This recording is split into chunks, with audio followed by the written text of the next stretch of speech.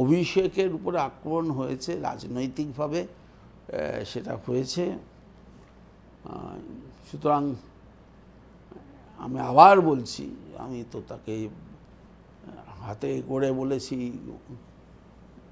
তৈরি করেছি,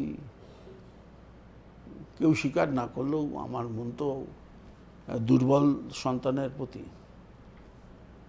সেই দুর্বলতা থেকে বলছি এরকম কাজ গণতন্ত্রের প্রতি অবমাননা, কলঙ্ক। আপনি আগেবার একটা কথা বলেছিলেন, অন্ধ স্নেহ, সেই কথাটা মানে খুব মানুষে বুঝেও ছিল। সেই অন্ধ স্নেহের জন্যই কি আপনিও কোথাও গিয়ে চুপ করে থাকছেন? আমার অন্ধ স্নেহ তো নেই, বা স্নেহর জন্য? না, স্নেহের জন্য নেই তো। আমি তো অ্যাটাক অন ডেমোক্রেসি বলছি। আমি তো অভিষেকের উপরে আক্রমণটাকে স্নেহ বলছি না তো, আমি অ্যাটাক অফ ডেমোক্রেসি বলছি, যে গণতন্ত্রের উপরে আঘাত। সে অভিষেকও হতে পারে, সে তুমিও হতে পারো, সে আমিও হতে পারি। আর যদি কোনো ওই শফিকুল নাকি যে, যিনি দমকল থেকে সিপিএমে জিতেছেন, তার উপরে মোস্তাফিজুর রহমান, তো তার উপরে যদি কোনো আঘাত, আমার নিশ্চয় বলতে হবে।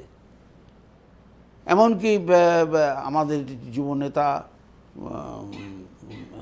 সিপিএম এবং বামপন্থীদের যারা রয়েছে, দুর্দান্ত দুর্দান্ত সব মেয়েরা ছেলেরা আছে, তাদের উপরেও যদি কোনোদিন আক্রমণ, আমার মুখ খুলতে হবে। কেন খুলব না?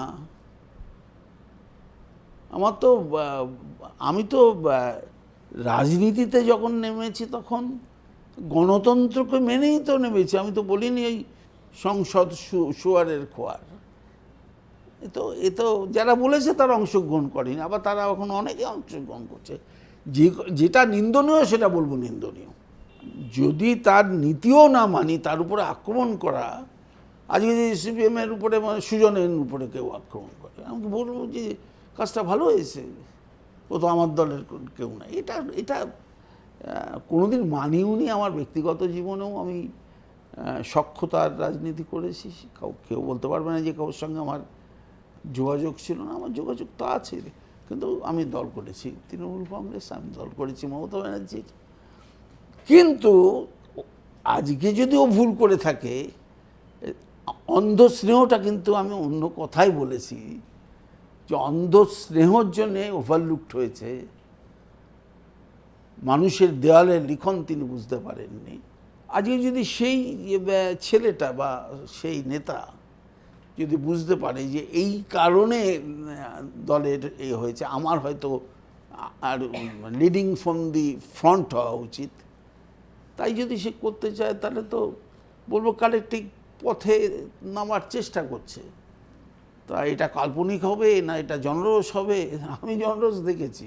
জনরস ওই 100 দিনের কাজ আর পঞ্চায়েতের অস্থায়ী কর্মী, এই সমস্ত মহিলাই রয়েছে, কোনো ছেলে দেখতে পাচ্ছি না। যদি 90 জন মহিলা থাকে, 10টা ছেলে। তো আমি এগুলো তো বুঝি, এগুলো তো বুঝি না তা না। এগুলো সাজিয়ে করলে বোঝা যায়। সাজিয়ে করলে নিজের লোককে দিয়ে সাজাতে হবে, অন্য লোককে দিয়ে সাজানো যাবে না। এটা বোঝা উচিত যারা বলছে। কিন্তু সাজানোই হোক আর হোক, অ্যাডভান্টেজ তৃণমূল, তো অ্যাডভান্টেজ তৃণমূল, এটা বলার আর কি অপেক্ষা রাখে?